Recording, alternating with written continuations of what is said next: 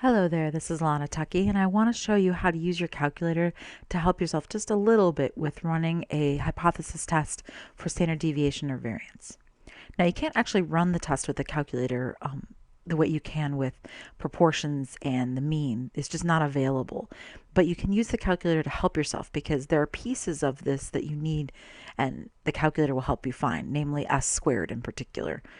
All right, so let's look at this data. We have this data for the graduate record examination, and there are all these numbers down here. Those are the 10 scores that we randomly select. Notice that's a small sample size, so we need to either know that it's normal somewhere in the instructions, or we have to prove it to ourselves with a graph, which we're proving right here with a normal probability plot. All right, so let me go to the calculator. I'm going to do stat, edit. I'm going to clear out this old data and type in that new data. Let me make it smaller. So 489, 564, 624, and so on. Okay, so after we do this, we'll be able to find S from the calculator, right? And we need S to be able to run this test. We need the sample standard deviation.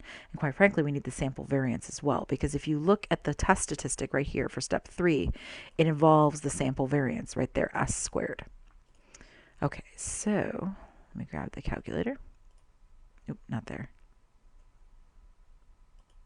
There it is. Okay. So I have the data typed in. And now how do I find the sample standard deviation and the sample variance? Well, we learned that way back in chapter 3. It's been a long time. So you press stat, you move to the left or the right to calculate, and you pick number 1, one variable stat. You tell it the data is in L1. We don't have a frequency list. That's for section 3.3 when you're doing a weighted mean. And then you press calculate. And there it is. The S is 105.446.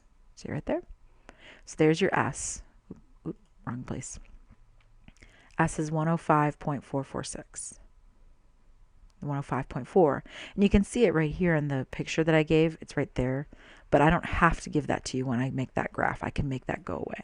And N was 10. That you can see as well. You can count them, but also the calculator tells you that it's 10 right here. N is 10.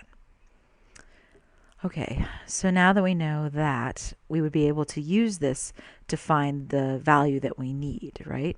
So if we know S, we know S squared, right? So you would take 105.4 and you'd square it. And that would give you your value. So let me see. So you have a choice. You can either type 105.4 and square it.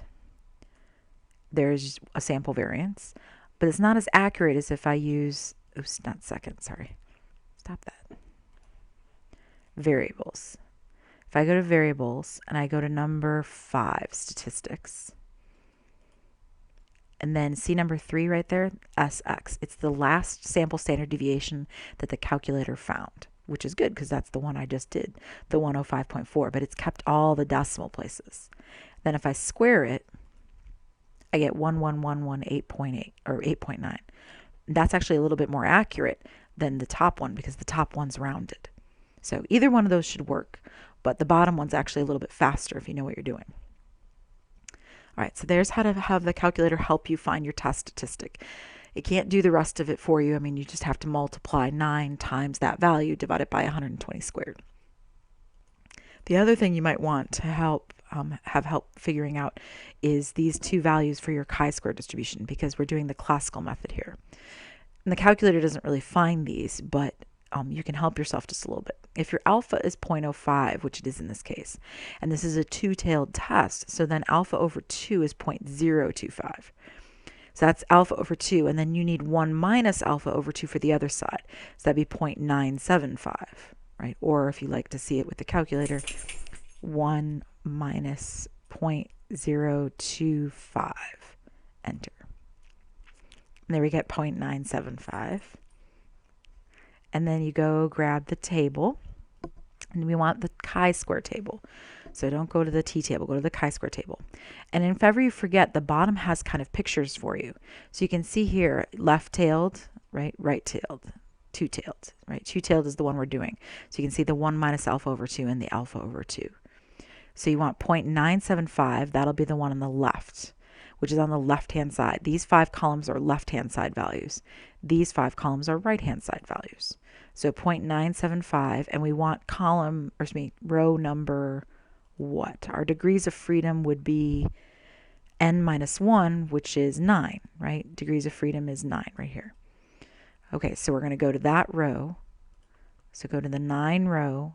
You get 2.7 for the left-hand value, and then go to 0.025 9 row, and you get 19.023 for the right-hand value.